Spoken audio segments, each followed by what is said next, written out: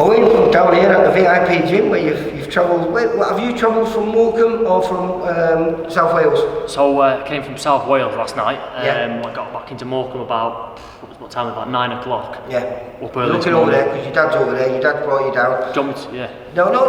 So your dad is the one that's brought you down here today. Yep. But you go down training with your dad in South Wales. That's right. So what, do you travel from Morecambe and spend the week down there and then come home at the weekends? Yeah, make the so when I've got the time, like a big gap, we try and do it twice a month.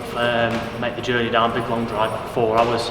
Get down to Newport and work with a lot of tough athletes and boxers. Well, how long do you stay down there for when you? It can be a long weekend, it can be a week, 10 days. It depends what sort of time scale I've got. We never do like, you know, short. We always go down there and make sure we get at least 4 or 5 days in, or like a long weekend at least. Well, let's find out about yourself then. So, you're 21? 21, 22 next month in January. And how long have you lived up in Morecambe then? Because I know your dad and yourself, you've been all over the country. Your dad was down in, we're going to speak to him in a bit, but he was down in London for quite a few years. That's right. Now he's based in Wales. Yeah. So how comes you're in Morecambe? So Morecambe is my hometown. It's where I'm from. Went to school there, or you know, the usual childhood stuff. Started boxing there. Did the amateur club. Got him that way.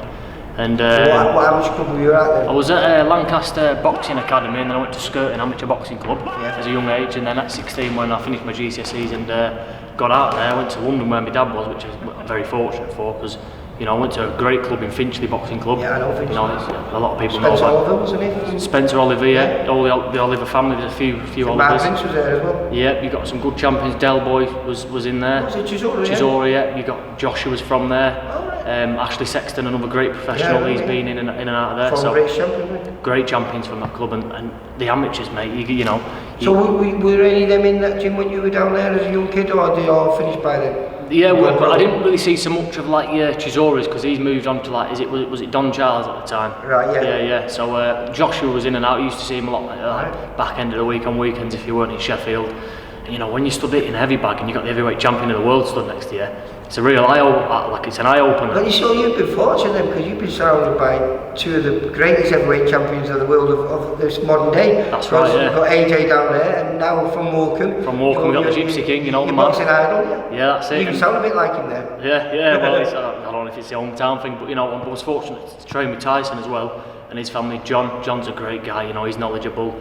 His brother Tommy, same age as me. He's doing great in the pro ranks. I was fortunate to have a body spar with Tyson as well earlier on in the year, and let me tell you now, man, he's an athlete. His engine is. It's ridiculously. I remember he was giving out the awards at his old amateur club, which is in Wythenshawe, at Jimmy Eagles, and I had to squeeze past him because it was amateur place. I squeezed past him, and the top of my head was below his nipples. Oh, he's a giant. He's up there, isn't he? Yeah, he's ridiculously big. Yeah, and you know what I mean, when I was body sparring him, like when we was doing it, he does like 20 rounds of just body sparring, like with us young ones, because it's good for us, but it's good for him because we're fast on our feet. And Tyson, for an heavyweight, he's fast on his feet as well. But you know, he'll get into around 18, 19, 20, and me being a middleweight, you know, we carry a bit of power, nothing compared to these heavyweights, but he'll stand with his hands behind his head and say, right, come on, Owen, give me a biggest shots you've got, and he'll stand there for 2 minutes to take them. He doesn't flinch. Must be great motivation for you. I mean, you've got your Isaac Lowe, because he's Morecambe boy as well. Isaac Lowe, yeah. We've got a few professionals from Morecambe, Isaac, Tyson, Michael Reese, Liam Conroy, they're all... Liam Conroy's Barrowway, Liam Conroy, yeah, he's another great lad. So, yeah, good time. We're getting a lot of talent emerging from it at the minute. So getting back to you, 21, how many fights? Because the deadlock, because you was in the gym from about 11 years old, was it? Yeah, so it weren't much. I started when I was 11 years old, so which was 10 years ago, nearly 11. And it was a bit of a slow start really. Was getting told us to have some fights, it never happened. So stay in the gym, stay working. Time went by, and it got to the point where my old man, he contacted one of his contacts in Essex, where he was in the pro game, Kevin Campion, great guy. He took me on one-to-one, so after school on a Friday, I used to go down on the train to London every Friday, or if I couldn't make it, every 2 weeks. That would be my biggest gap. And we'd do a Saturday and a Sunday with him, good few hours in a day, just practicing the craft at a young age with the pro mindset.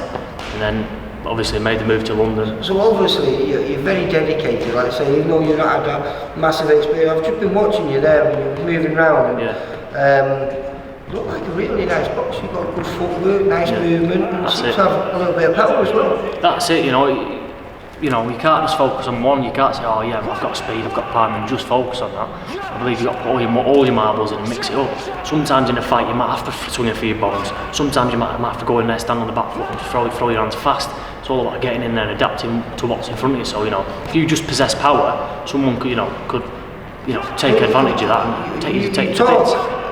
You're knowledgeable, and I think that comes from being around the game, even though you've not had, like a lot of amateurs might have 60, 70, 80 fights before they turn over. You seem to have been in the gym there and learned, and like you say with your dad, he's managed to get you in some of the pro gyms and work with some of the best kids. Certainly down in Wales you've been working with some quality kids, haven't you? Great champions in Wales, yeah, definitely. And another champion we've worked alongside when I just moved to London, and the part just before I moved there was Jimmy Mack and James DeGale, Chunky and all them. Yeah. We was like in and out of camp with Chunky when he was fighting. Who was it? Lucien Boutte. Oh right. For the IBF World Super Middleweight Championship. I think it was in Quebec, Canada. Yeah, it was. And again alongside him, I'd be on an heavy bag. He'd be on the next one there. Jimmy Mack's got him on the pads, and it's an eye opener. As a young kid, you look at it. Well, I suppose you're going to be looking forward to this as well, and because when you're going to do a bit of work down in this gym, the VIP gym, aren't you? And obviously, the people that are in this camp, you've got Cattrall, you've got Frampton, Rocky Fielding, Martin Murray, all great guys, not here so much now, but we've just got another world champion produced in this gym, Chantal Cameron. That's right, It's this stable, mate. It's a good one, so it's proven. So I'm going to come down here, mix it with all the, to be the best, you've got to put yourself in, in the deep end of the tank. You don't want to get in there with guys that, don't know what they're doing. These guys are in it for a reason, and they've got the same mindset and dreams as I have. Do you know what I mean? So it's good to, you bounce off each other, don't you? What are your dreams? What are your goals? I mean, everyone will say to me, I want to be a world champion, and rightly so. But my goal would have been, I would have loved to be a Central Area champion. Yeah. Right. So I presume you're looking at. I presume you want to be minimum of a British champion at some point in your career, and then reassess. But like I say, like boxing, it's a cutthroat sport. You can't flip in sprint before you can learn to walk. That old saying. My dream is it's that cliche thing. I want to be a world champion, but I'm very aware that it ain't going to come next year, the year after that. I've just turned pro now. It's going to be a long way away when it happens. And I know the stages. You've got to win your area titles.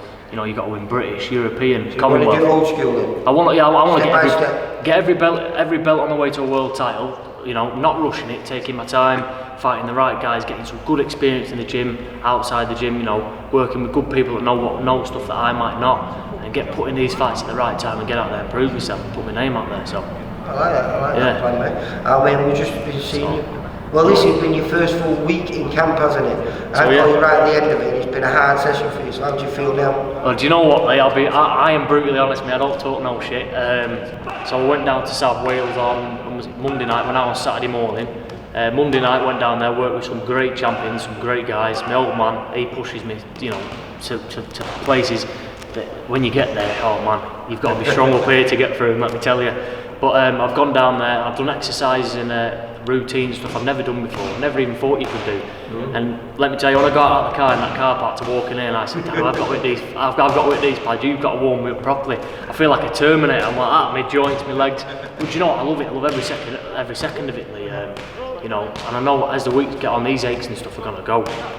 Training from an amateur to a pro, it's a different kettle of fish. As an amateur, you train 3 times a week. Of course, 3 times a week, whereas now it's twice a day, 6 days a week.